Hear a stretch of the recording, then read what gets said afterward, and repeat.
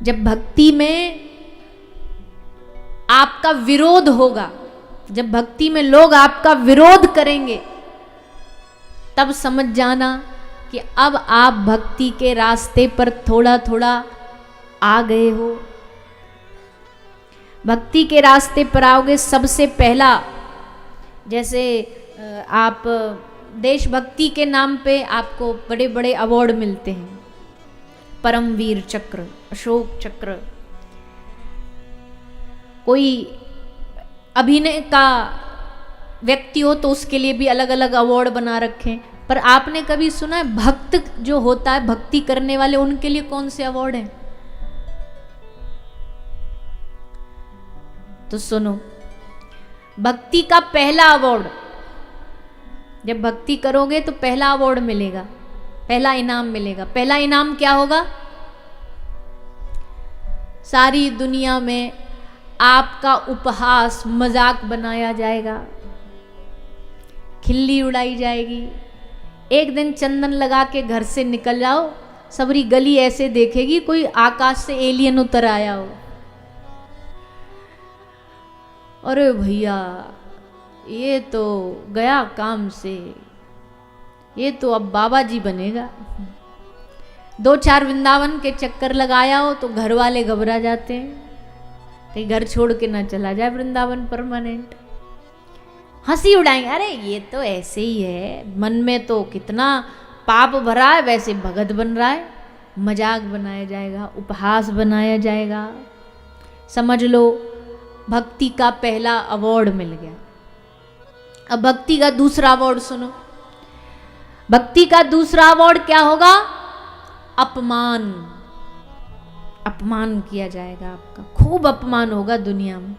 ये किसी लायक नहीं है, अरे इसको कुछ नहीं आता, ये तो बस झांझ मजीरा लेके भजन ही करता रहता है। ये बाबा जी क्या जाने क्या होता है जीवन जीना, मेहनत करना। अपमान किया जाएगा संतों का, वैष्णवों का, भजन करने वालों का। संतों का लोग क्या क्या अपमान करते हैं।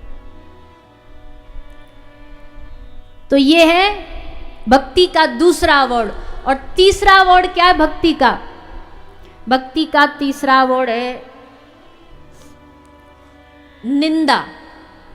निंदा होगी आपकी, खूब खूब बुराइयां होंगी, खूब बुराइयां करी जाएंगी। और जब इन तीनों इनामों को पाकर के भी आदमी हारेगा नहीं, तब फिर चौथा इनाम मिलेगा। और चौथा इनाम बड़ा सुंदर है। चौथा इनाम क्या मिलेगा? अब जब तीनों को पार कर गए तो चौथी भगवान की कृपा मिलेगी। भगवान कहेंगे ये नहीं डिगने वाला, चाहे तुम कितना भी जोर लगा लो, ये नहीं हटने वाला। ऐसा ये भक्ति का राज्य है। और इन सब अवार्ड, इन सब इनामों को लेने के लिए तैयार हो तो ही भक्ति के रास्ते पे आना। कहीं समझ लो भक्ति के रास्ते पे बस जय हो होता नहीं, जय हो नहीं। यहाँ बहुत बुराइयां भी होती हैं, यहाँ बहुत अपमान भी होता है। भरत में तारी, भरत जी ने के कई माँ को कह दिया, तुमने मेरे भगवत तुल्य भ्राता को मुझसे दूर किया, तुम मेरी माँ नहीं, मेरा तुमसे कोई संबंध नहीं। तजो पिता प्र विभीषण बंधु, विभीषण ने लंकेश को कहा कि तुम मेरे भ्राता नहीं, तुम मेरे भाई नहीं। तो भैया जिनके हृदय में भगवान नहीं हो, जाके प्रिय न राम वैदेही तजिए कोटि वैरी सम यद्यपि परम स्नेही। जब ये प्रसंग बहुत प्यारा है, मीराबाई को जब घर वाले खूब परेशान करते, राणा ने पूरा जीवन एक ही काम किया, बस मीरा को कष्ट दिया। घर वाले, परिवार वाले, सास, सब सास कहे कुल ना शीरे। मीरा थक गई। तो उस समय के अद्भुत संत हुए हैं श्री तुलसीदास जी। मीराबाई ने तुलसी बाबा को पत्र लिखा, पूछा बाबा मैं क्या करूं? एक तरफ कर्तव्य है, एक तरफ मन है जो कहता है सब छोड़ दे, आप बताइए।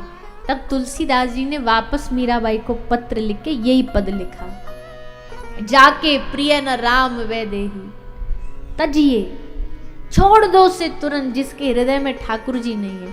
यद्यपि परम स्नेही, तुम्हारा कितना भी पक्का स्नेही हो, और उसको जैसे विष को देख के आदमी तुरंत त्याग देता, वैसे उसे त्याग दो, छोड़ दो।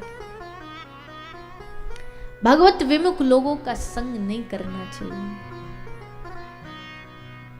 क्योंकि वो धीरे धीरे अपने जैसा बनाने की कोशिश करेंगे। जो भगवान में नहीं मानता ना, वो मानने वाले की नाक में दम करके रखता है, ये भगवान भगवान कुछ नहीं होता, होता तो दिखाओ। और ऐसे ऐसे तर्क प्रस्तुत करता है कि जिसका भरोसा पूरा नहीं होगा ना भगवान पे, वो तो हिल जाएगा। इसलिए बच के रहो ऐसे लोगों से, रास्ता बदल लो। जो भक्त है उनका संग करो।